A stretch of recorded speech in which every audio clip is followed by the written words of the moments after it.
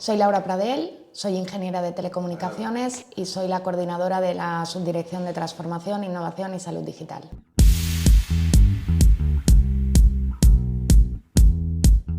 Me gustaría preguntarle a un ingeniero telemático cómo puede mi trabajo ayudar a la evolución de la medicina 5P. La medicina 5P abre la puerta a una atención más personalizada, predictiva, preventiva, participativa y poblacional. Mediante el uso de datos genómicos, biomarcadores e inteligencia artificial podremos predecir riesgos de salud, personalizar tratamientos y mejorar los resultados clínicos.